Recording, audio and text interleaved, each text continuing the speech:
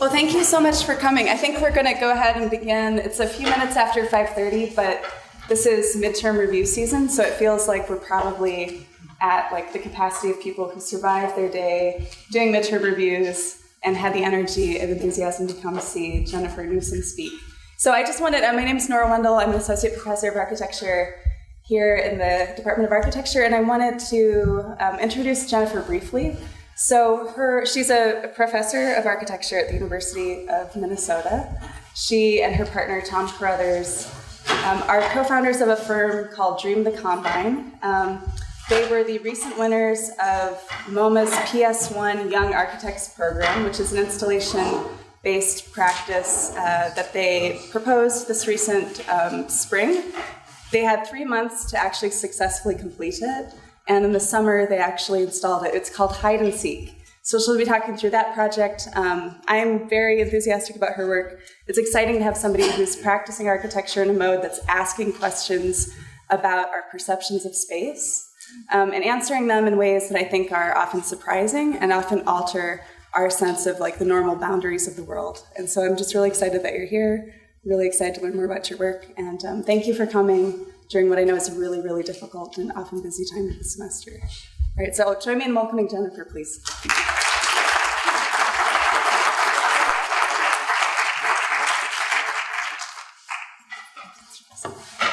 So I'm told the acoustics in this room are okay. If I speak at this volume, is this good for people? Okay, I got a thumbs up. Thank you so much, Nora. Thank you, Dean Forbes, John Quale, Liz Castillo, if you're here, and Sergio de la Cruz for this incredibly warm welcome. I've actually never been to Albuquerque before, and so I had a nice tour with Nora all day today, which was great.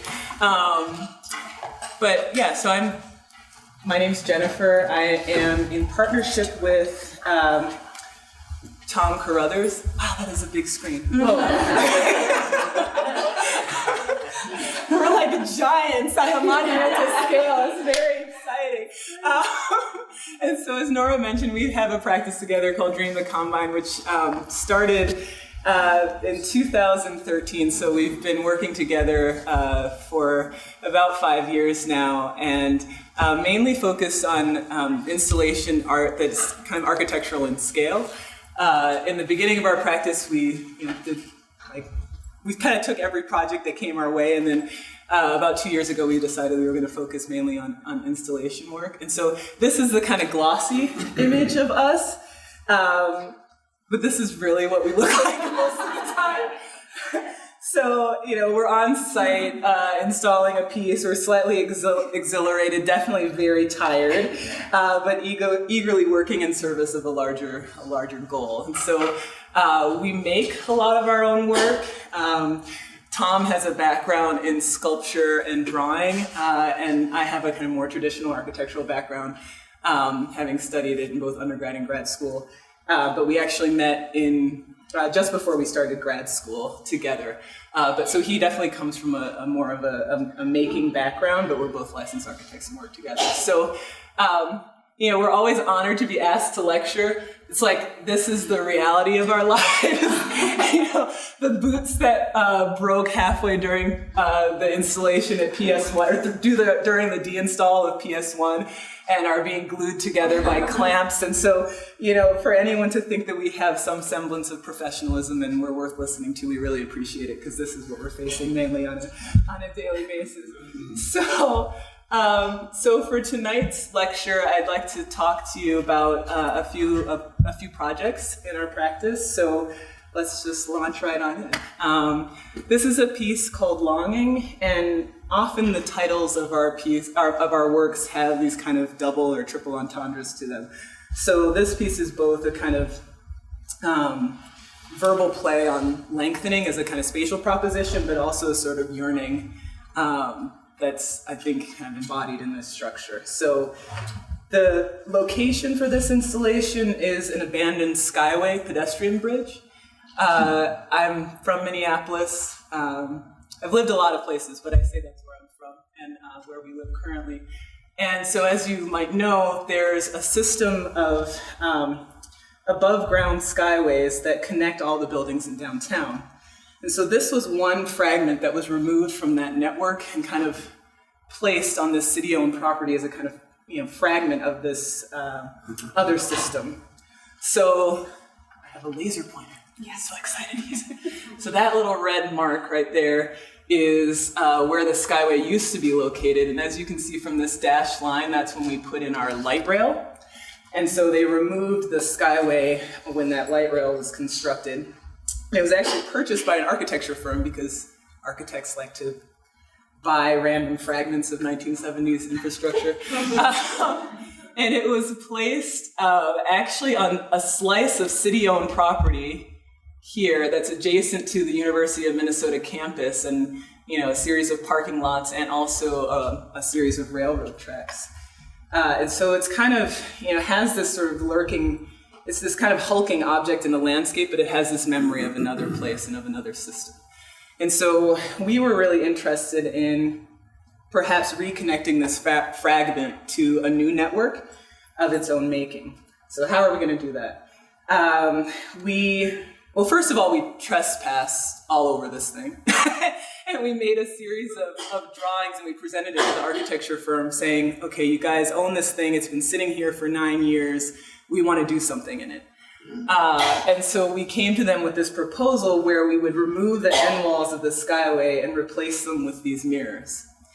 And as you know from manipulating your bathroom mirror, if you have two mirrors in your bathroom, when you have two mirrors that face each other, you're going to get an infinite reflection that starts to make a line.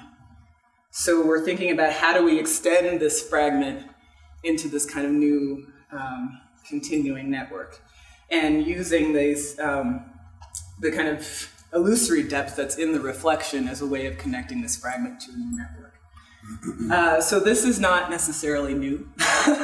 This idea of sort of manipulating this two-dimensional plane to imply a kind of three-dimensional depth. So this is San Sotiro in Milan by Bramante. And this project is especially resonant for us because not only is it a trompe-l'oeil painting, right? So all of this is actually painted, but there's also a kind of architectural crinkling of the pilaster that happens on either side so that this illusion actually works in parallax.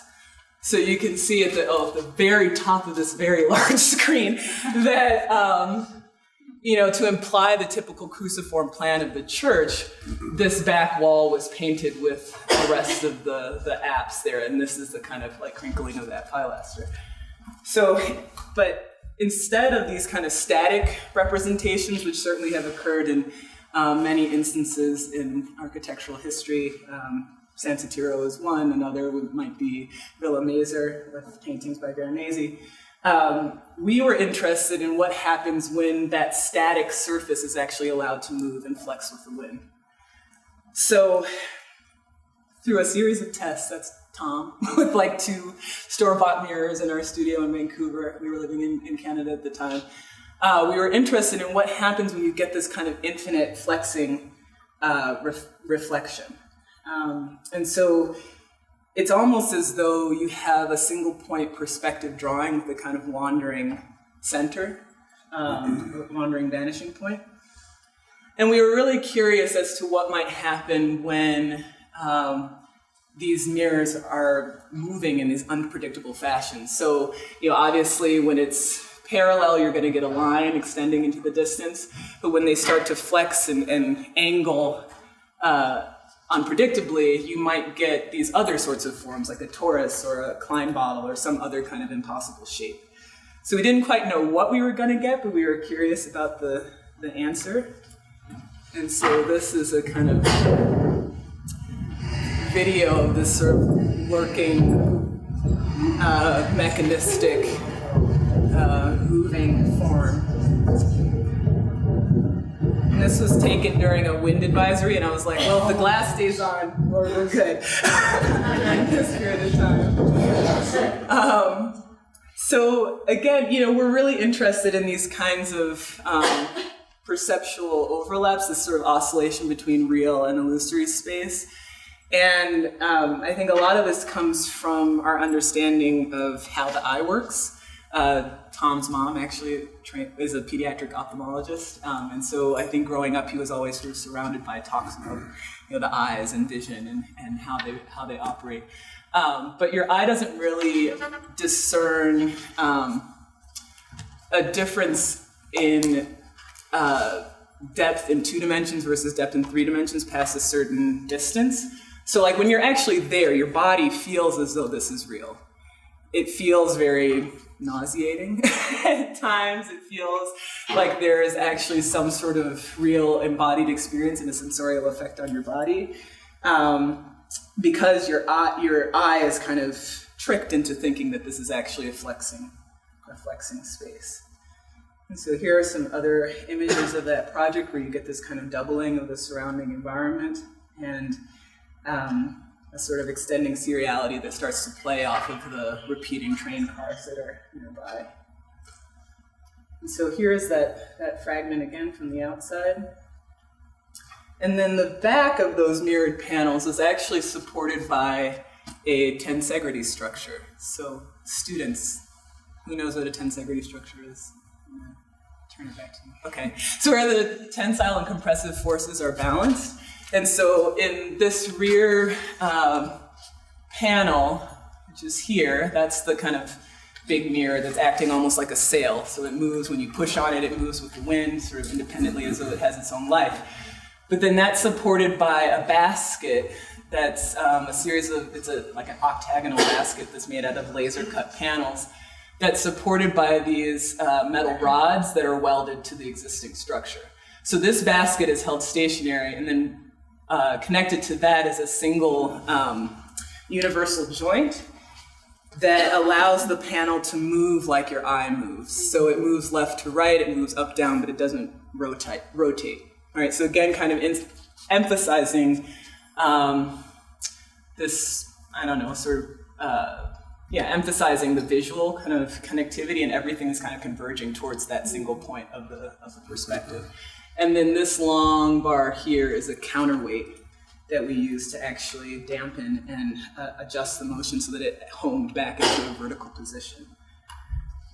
Here's another view of that structure. I actually took out the slide that shows how we communicated with the fabricator about this. So Tom worked with another metal fabricator named Bo Jacobson to install this piece, and basically everything was made off of a highly coordinated 3-dimensional rhino model.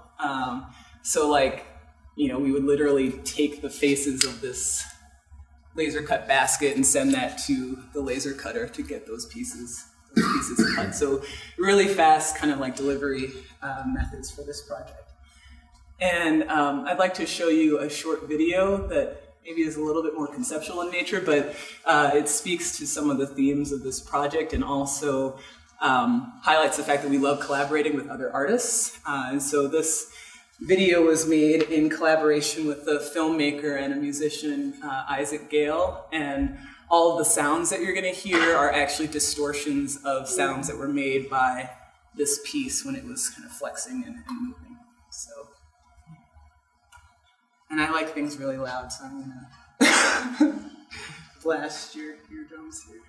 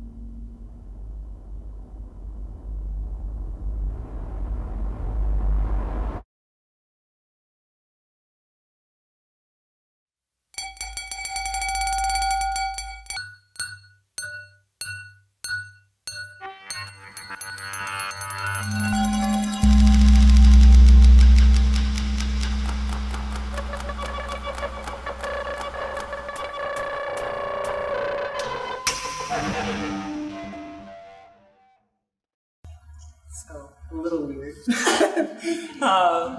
But, I think that we're really interested in both the kind of embodied and rooted experience of being in the place, but also kind of other modes of describing architecture and communicating its kind of intent and value in other contexts. So, so that's longing. We don't always title our things with ing, but it just so happens that this project is not actually kinetic, but it does have a sense of kind of double entendre in its title, which I'll talk about a little bit more later. But this was an installation that we did at a sculpture park that's about an hour north of the Twin Cities of Minneapolis and St. Paul. And it's a very interesting place. We did this piece as part of a summer-long residency there. And honestly, the first 3 weeks of the residency, we just spent walking.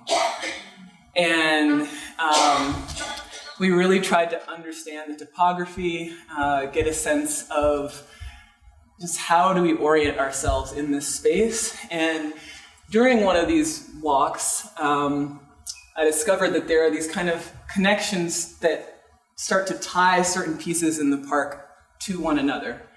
And so this drawing was just a kind of exercise of actually connecting every single sculpture that's in this portion of the park to every other sculpture in this portion of the park. And as you'll see from this plan view, all of these pieces are kind of arranged on an extension of the Jeffersonian grid to a certain extent, right? It's like we have the street, which is a kind of local rural highway that's at the very top there, and then everything is sort of offset on these particular increments and very much orthogonally oriented to one another. And each sculpture kind of has a, 60-foot radius kind of mode around each piece. And so we really wanted to do a piece that was an installation that was actually in response to all the artworks in the park and kind of held its own as its own object, but also started to put these other pieces in relation to one another. So this was like my quick little notation of okay, the piece by Asia Ward is actually connected to the piece by Chris Larson. The piece that looks like a bunch of stacked boats is connected to this weird circle and silvery thing. And so that there are these kinds of leading lines that start to organize the park. And so these are just quick little sketches that we then kind of formalized into an actual drawing. And so our insertion was this cluster of elements here. Again, a series of kind of active void spaces that are defined by paired mirrors at either end that start to articulate these kind of leading lines that connect the pieces in the park. All the way to that one over there. And so this was the installation. It's still there now if you happen to be in Minneapolis anytime soon. But it's a series of kind of black figures that are inserted in the landscape. And all of the mirrors are at a similar kind of datum height. And they start to form this kind of, series of bodies, almost acting like sentinels that are standing on guard in this sort of prairie landscape. And we actually used repurposed City of Minneapolis lampposts for these tall, kind of conical shapes. And so we were really interested in these kind of existing systems that deal with meter and time and distance and these kind of infrastructures that sort of organize our spatial relationships in cities and in rural areas as well. And how we might insert a sort of new system that doesn't align to any of the prevailing grids, but starts to kind of throw space around in interesting ways. Also, in this piece, we were really interested in the kind of narrative of the park and this sort of art historical lineage of all these pieces that have been gathered in this place. And so there's a singular point at which if you stand within this kind of clearing, this cluster of elements, almost like a forest clearing, there's actually an erasure of all the other artworks that are in the park. And so we did a series of kind of almost full-scale mock-ups out of plywood to understand those relationships across space. So you can see there's a piece by the artist Chris Larson that's a remake of the Lorraine Hotel sign where Dr. King was assassinated. And we're kind of blocking it with this series of panels. And so here you can see there's a piece behind there, that's Asia Ward's piece, there's a piece there, and there's another piece over behind that plywood.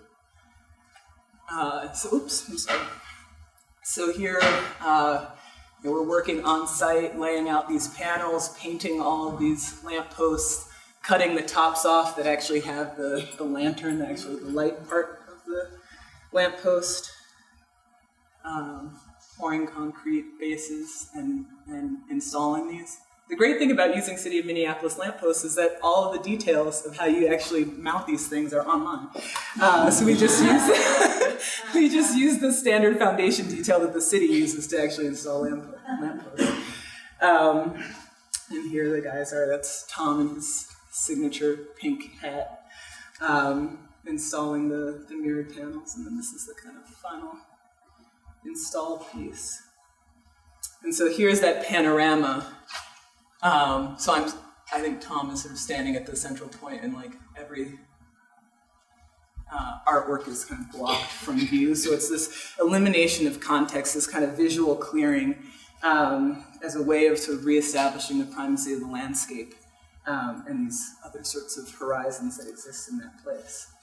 So that's right here. So the location of these end panels was also very intentional because that one starts to eliminate this piece from that vantage point. And so this is the kind of glory image of the project. So this, really quite beautiful prairie landscape that we kind of mowed through in a series of paths that connect the two mirrors to one another. So you also sort of understand that as this kind of walkable, navigable figure in the landscape as well.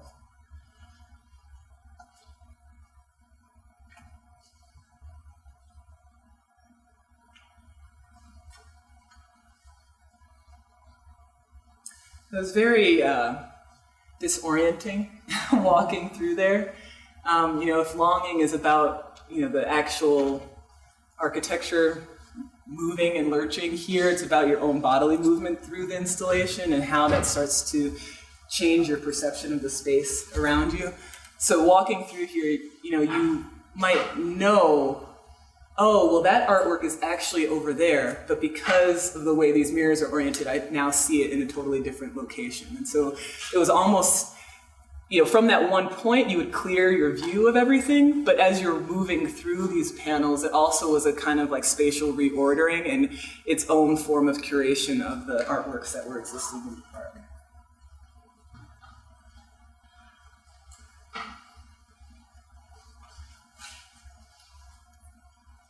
So now those are two projects that are maybe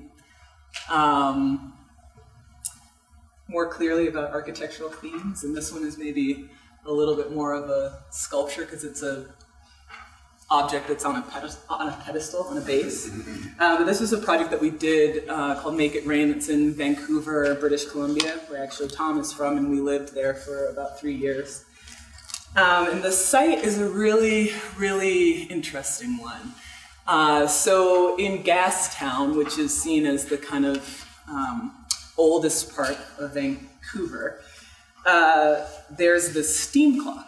And ostensibly, it like makes a sound on the hour and it's powered by steam. But it's kind of has this Victorian appearance, but it's all a sort of fabricated history.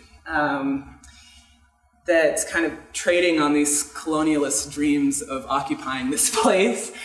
So the clock is actually at that time was only 37 years old, but it was made to look as though it was this kind of old artifact of, from when Vancouver was founded in 1880 something.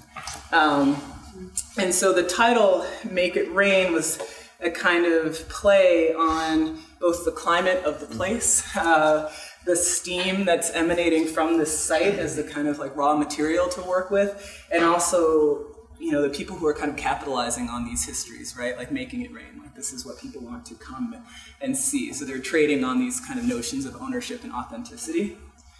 And so the steam clock was removed for repairs for the first time in its 37-year life. And we were approached to actually put something on the base of the steam clock. And so we were really interested in this as a site of performance where people come to like enact this history, right? Like this is where, you know, all these tourists are standing around, people take pictures with the clock as though it's another kind of figure, like a family in a way. And so, you know, we were really inspired by this quote from Invisible Man, where it's really talking about,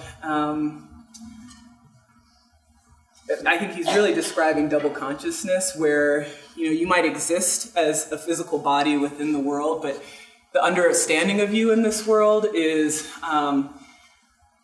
through the kind of projections that other people put on your body, right? There's sort of like perceptual understanding of you as a figure. It has nothing to do with who you actually are, but all about this sort of imaginative projection.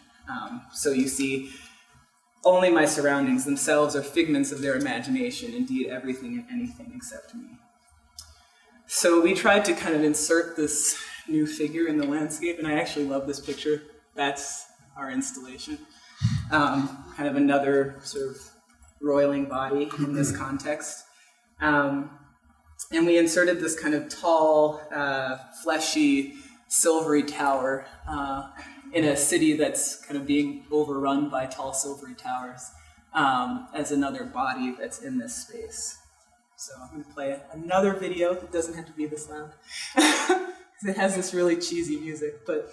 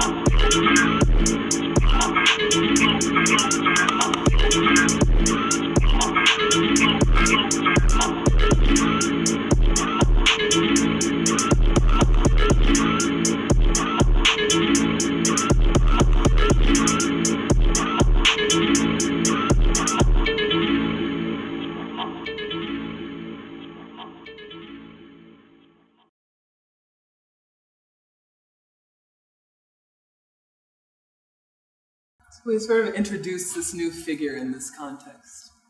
And whereas you might imagine this to be hard, as though it looks like it's made out of a kind of stainless steel or something like that, it actually was very soft.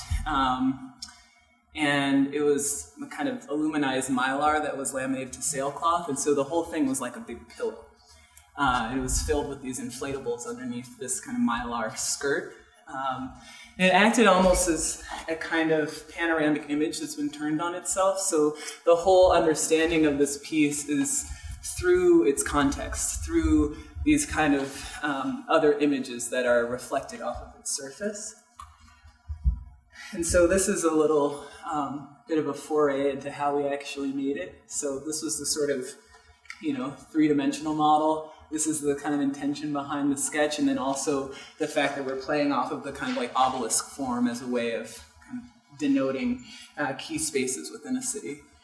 And so the center of that tower was actually this big MDF shaft, and had all of these steel, all of these steam fittings kind of snaking inside of this body here. And so you saw in that video that the whole thing kind of sweats over time, like it has this kind of inner, I don't know, almost like an anxious figure that's, that's huddling inside of it. And then that kind of, that central shaft is covered with these inflatable sponsons. We actually worked with a guy who makes inflatable kayaks, and so he made these kind of custom pieces for us. And then those were covered with insulation. Here's rigging it on this very public street corner.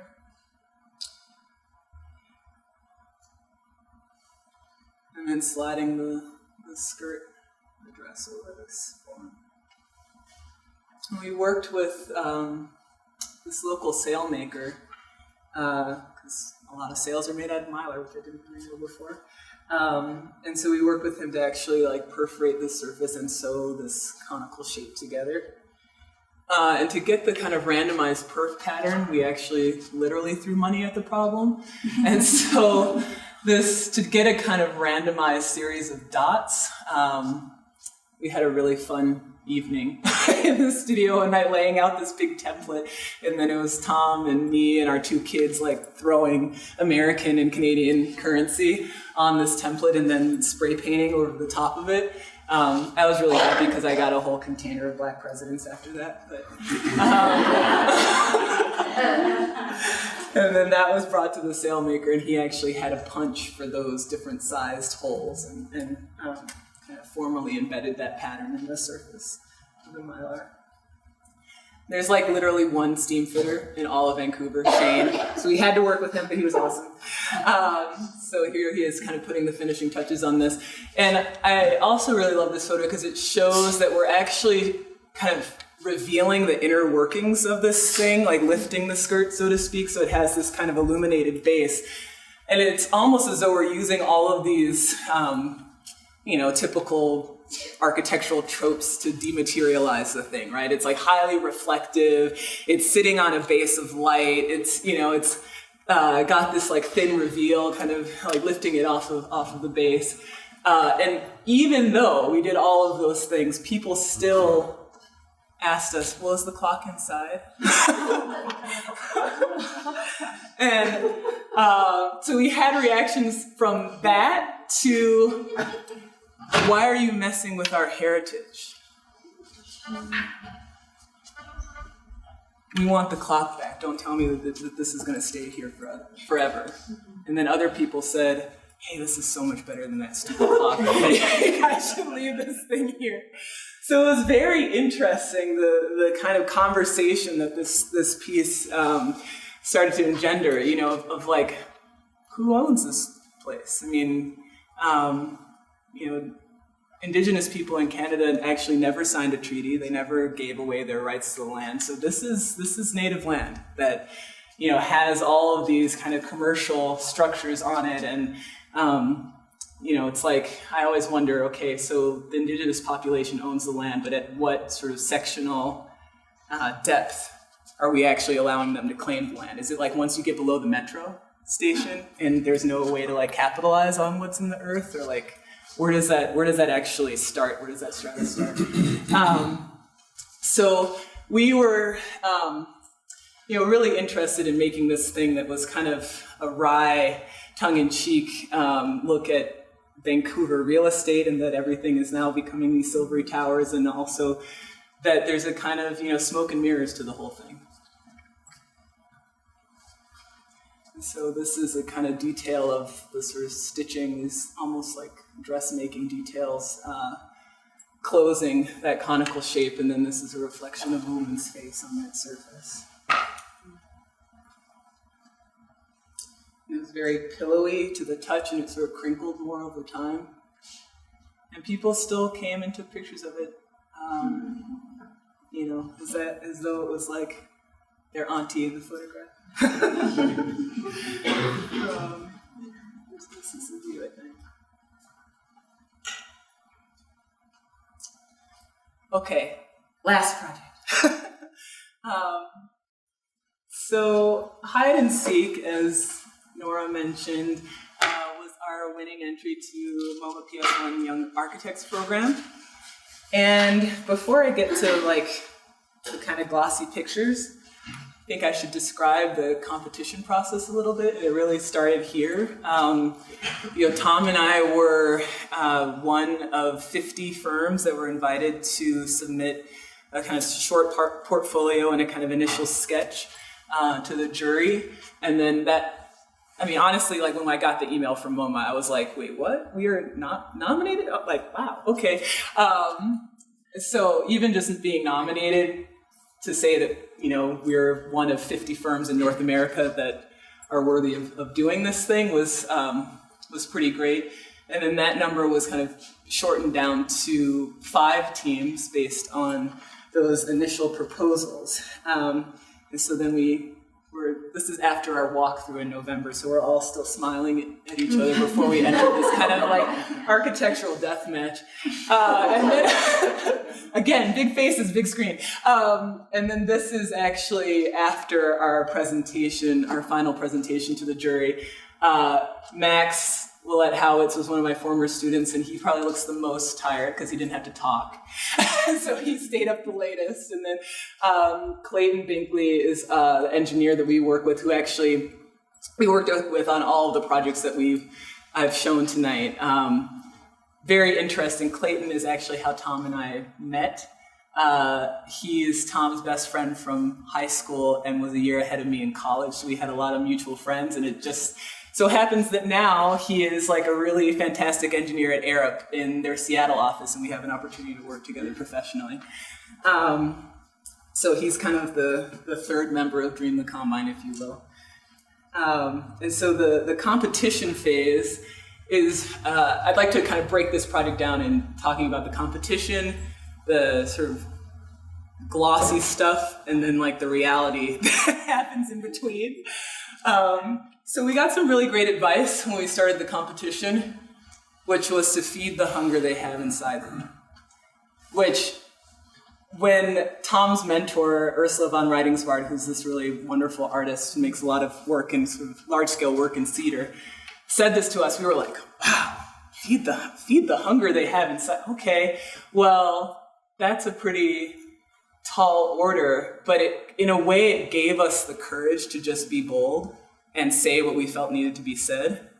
And so I'm going to kind of walk you through some of the slides that we showed at the actual final jury presentation in January. So we started here. And I figured, we're talking to a bunch of curators at MoMA, including Glenn Lowry and Klaus Biesenbach, who head MoMA and MoMA PS1 respectively. And so I was like, they understand art history, so we're going to start with the kind of art historical perspective. And our practice is certainly influenced by literature, by music, by visual art and performance art. So this is a performance piece by Lorraine O'Grady, and she actually took a series of performers who were all wearing white clothes, and they had a series of gilded frames, and they went to this parade in Harlem in 1983. And they moved through the crowd and framed the audience. And there's this wonderful back and forth, this call and response between performer and audience, and this oscillation of who actually was was occupying that role, right? So people behind these cordons kept saying, frame us, we're the art, frame us. And the performers duly obliged. And so we were really struck by this project, not only because it kind of challenged who was allowed within the frame, who's allowed within the art historical canon, who's allowed to be kind of captured within this gilt boundary, but also for the way that it kind of transgresses borders.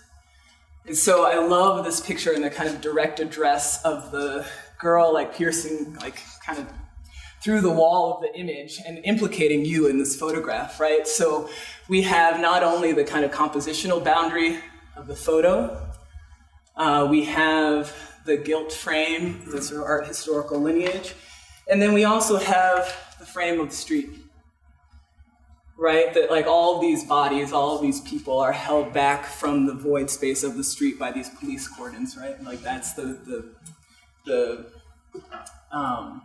limitation that they have to contend with, right? And so we kind of pose the question, to a quote from Fred Moten, "The trick, of course, is this refusal of the border under the constraint of border's constant imposition." So an acknowledgement that, like, borders aren't going to go away. These divisions aren't going to go away, but how do we start to refute them? How do we transgress them?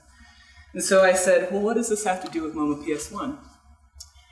And this is our site for the competition.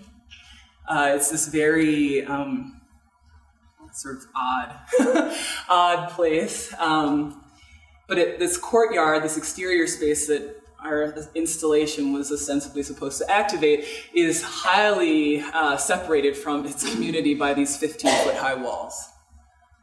15-foot high concrete walls. So, what are we going to do with this? How do we start to refute this boundary in this context? And it's a very sort of odd geometry, this site.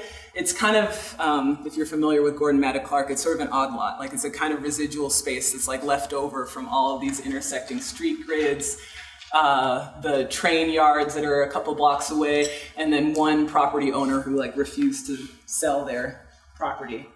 And so this is the site that we had to work with. And we, called attention to the fact that it's this kind of throwaway place just to sort of cut the, the intimidation factor, the prestige of this venerated institution, that this is actually kind of a throwaway space. And so how are we going to contend with it? And so we actually inserted these kind of, the piece became a sort of amalgam, if you will, of longing and clearing together. And the insertion of these paired mirrors allows us to have this kind of expansive sense of the space that starts to push through the boundary of the wall, at least in a kind of visual metaphor. So these were some kind of, my videos are not playing. Whoa. This has to go back. So these were some kind of early renderings of the project. So again, showing this kind of flexing void space and how it might be activated by people over time. And so we kind of proposed one idea per space to a certain extent. So in the smallest courtyard, we actually put the biggest element, which was this kind of large urban scale hammock. In the bigger courtyard, we had this elevated platform that was a long runway that, again, had that kind of oscillation between who's audience and performer. So you could kind of use this for music performances, which they did do during the summer. But it also became this other platform, this other stage when they had the main concerts that were up here. This became a place where people could kind of parade their bodies for each other. And this was another stage and then a small seat. And so at the competition phase, we showed this these series of models that were derived from a kind of Rhino script that showed how these mirrors, when they're flexing, would start to extend the space, the interior space of the courtyard. And so we made all these little handheld models. This is our kind of layout in the competition room. So we made these little handheld models and passed them around, showing that, when the mirrors are kind of more canted towards one another, you're going to get a more severe sort of looping shape, versus when they're more parallel, you'll get more of a straight line, as you see here, versus that. And so people could start to visualize how we were actually proposing to kind of skewer the landscape of the courtyard. And this was our model. Tenuously placed on these kind of stiletto legs, super sexy. And we also shot a short video, and so these are some of the images of us actually filming this video, talking about this kind of mist and lighting and kind of spectacle that could potentially happen there. And this is for the students a little bit more. I mean, this model is freaking huge. It's quarter scale, so this is 5 feet by 4 feet. The whole courtyard is about 18,000 square feet. And the model was actually made out of water jet bronze that we patinated, and then these canopy structures were actually screen from Home Depot. And then we used like little drugstore mirrors and put tape on the back of them and then cut them out on the laser cutter. But so it was really like trying to describe this kind of intricate lattice of forms that started to divide and delineate space and also throw it around in kind of interesting ways. And these were some of my students who worked on it.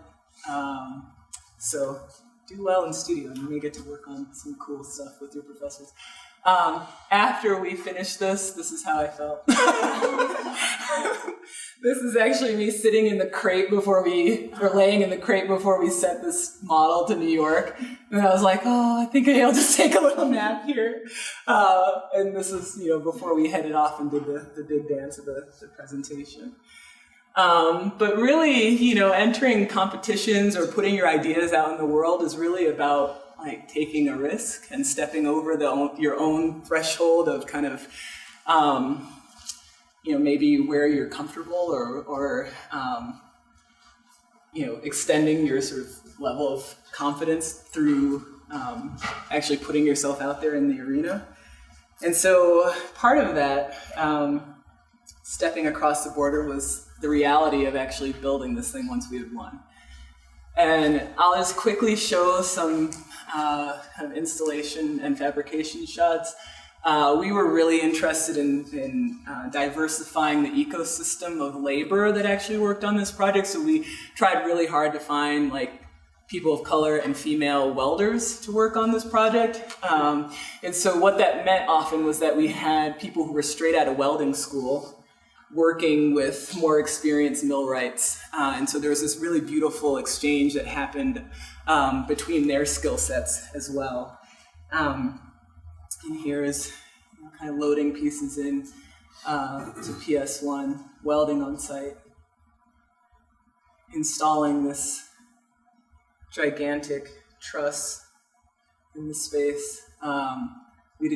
One of the great things of working with Arup is you can do a LiDAR scan of like anything you want. So we actually did a LiDAR scan of this whole courtyard, and so it was amazing when we actually installed the thing. It's like, oh no, that's exactly on our marks. Great, okay, perfectly. You know how to survey and you know how to make drawings.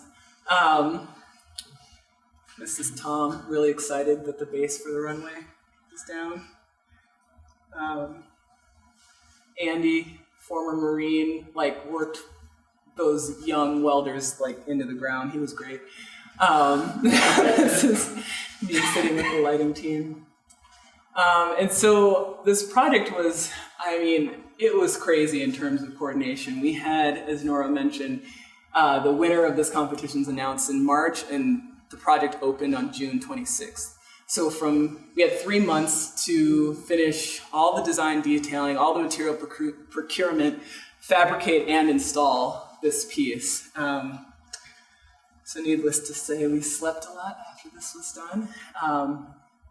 Here are students working on installing the canopies, cleaning the mirrors, installing the hammock, doing wall graphite, all for this sort of glossy finished experience.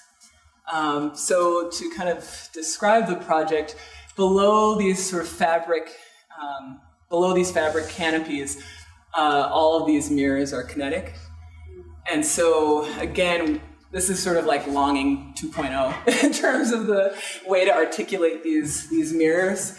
So they almost look like pyramids, basically. They're tipped on their sides, and then the universal joint where the mirror is actually supported is at the apex of the pyramid. So again, this kind of like convergence to a point. And then there's the kind of long counterweight off of the back. And then the upper parts of this structure, I'll skip that.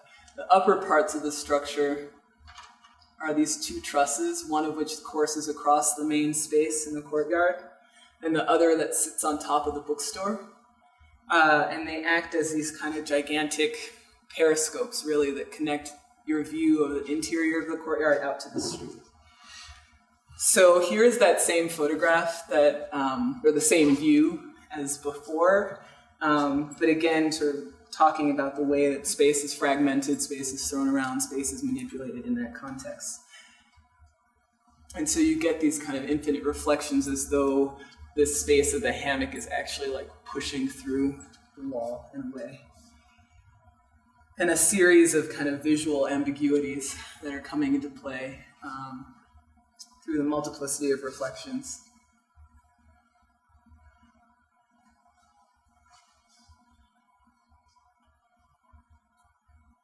Here's that hammock space, which became like the place to hang out, visiting the museum. So it's very interesting talking with the security of the museum because they look out into the main courtyard from the upper terrace and say like, oh, okay, like the courtyard's clear, like we can close the museum. And then they'd come into this space and there'd be like 50 people laying here.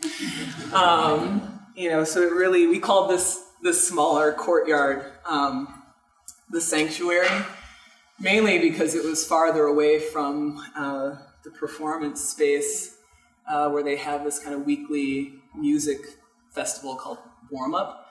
So it was a little bit more detached from that, and it really was about like putting your body in a different kind of orientation. And so, everyone comes to this place with their own histories of movement, and this installation was really a kind of invitation into performance for the people who are here. So some people, when presented with a kind of comfy net, want to go in a horizontal orientation. You might see people who are kind of parading for each other on this raised platform, or other folks who are sort of in a more contemplative response.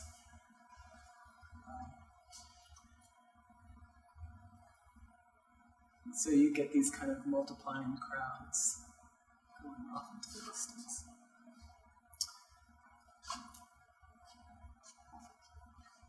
And here's that joint at the center.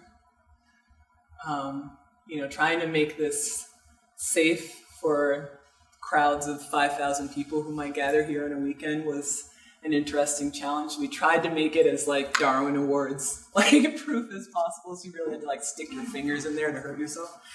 But here's a rear view of that panel, so you can see that the actual lines of the butterfly frame are to the same aspect ratio as the supporting frame of the mirror. So again, like this total convergence towards the center point of the counterweight. That was actually really hard to do. Let's figure out how to do that part. And then these upper trusses acted as these kind of periscopes that also announced the installation's presence to passersby on the street. So this is taken from the outside of the courtyard walls. And I don't know if I have another picture that shows this, but also on the exterior of the wall and on the interior face of the wall, where those kind of void spaces actually touch the wall and appear to pierce through, we did a kind of subtle graphite drawing on that surface so that there was this register on the outside of where those things would be coming through. And so here's two lulls kind of dancing, putting this thing up in the courtyard.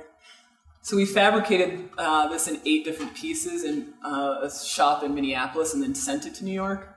And so it was welded together on site and then lifted into place. And then there was the fun task of figuring out the kind of projective geometry to get the views to work so that when you looked into one mirror, the view ping-ponged off of that surface and connected to a different point. So I should actually probably insert the picture of Tom with a harness on, standing up in the truss, directing where the mirrors are going to go. But you get this kind of privileged view out onto the street corner when you look up into that. So that's like people walking on the street. And similarly, from the hammock, when you look up into the periscope that's over the bookstore, you have the same sort of reciprocal effect.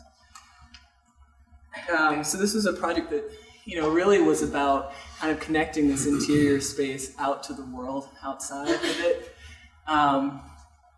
And at least kind of using these visual metaphors as a way to start to pierce through some of these walls.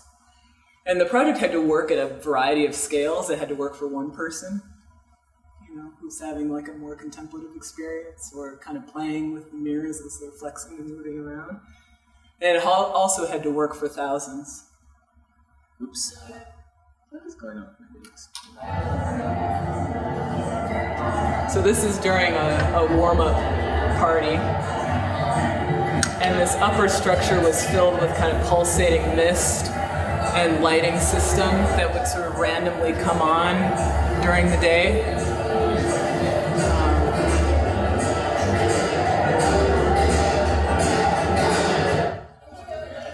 So here's some people in the hammock. This is one of the best days I've ever experienced. Yes! I was super happy. I was like checking my Instagram. I'm like, what? Someone said that? That's awesome. So, you know, it really what became this kind of like communal hangout space. One of my mentors, or two of my mentors are Todd Williams and Billy Chen, and they came here and they have a very different personality. So Todd's like, you know, like talking and I'm like, rah, rah, you know, congratulating me, saying like, good job. And then Billy's very quiet and she's just watching what people do. And she turned to me and said, people are happy here. And I was like, yeah, you know, it's got this kind of like, you know, maybe from the pictures, it looks like this kind of hard-hitting architectural language, like it's an architect, like kind of project, you know, architecture with a capital A, you know, obsessive detailing, like kind of things like that. But it really is in service of the people who are there, and you know, things are a certain dimension to encourage people to linger and to, you know, for exactly this thing to happen, for people to have conversation and make connection with one another. And so this is kind of, you know, on a warm-up Saturday when this is actually probably not even at capacity. It's like they really pack the bodies in there. So this project also had to work at night. And so we worked also with Arup to create these kind of pulsating clouds that would, let's see if this will play. It's gonna play. Oh, sorry. I have a lot of these images. Oh, there we go. So the lights kind of like changed and cycled through you know, purples and pinks and blues and oranges throughout the night. Of course, being from Minnesota, I was like, you gotta have purple in there so that I can have purple rain. People like, I need purple rain. So the kind of runway space also had these sort of, you know, chases of linear LED fixtures that went in the runway, and then the trusses act as these kind of glowing watercolor clouds. So we were really interested in how the water could almost act as a kind of, you know, further erasure or like sort of confusing mark in the space, but it introduced this, you know, other kind of ambiguity into the structure. And so even though we're working with these materials that seem very hard, like glass and steel, the project's actually very soft. You know, you have the billowing fabric of the canopy, you have these kind of flexing movement of the mirrors, and then the steam adding this other, or the mist adding this other kind of ephemeral flexing and moving presence in that space. And so I'll end with you know, a few images of these kind of spatial ambiguities in the project. You know, things bending at a plane. The confusion of where walls end and begin. You know, kind of moments where bodies might be revealed. It was really interesting watching how people navigated the space, because sometimes they would think, oh, I'm hiding behind the mirror, nobody can see me. And then it's like they're reflected in another mirror over there. And so it was both a kind of, you know, it was a hide and seek, it was a game, it was playful.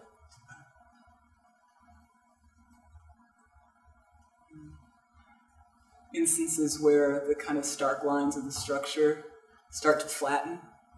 You know, like, is this volumetric or is this actually two-dimensional? The shadows start to make their own shapes. You know, as the light is always changing in this courtyard, that's another like piece of movement, another element of change that's in that place. the subtlety of the graphite drawings kind of fading over time. And joy. Thank you very much.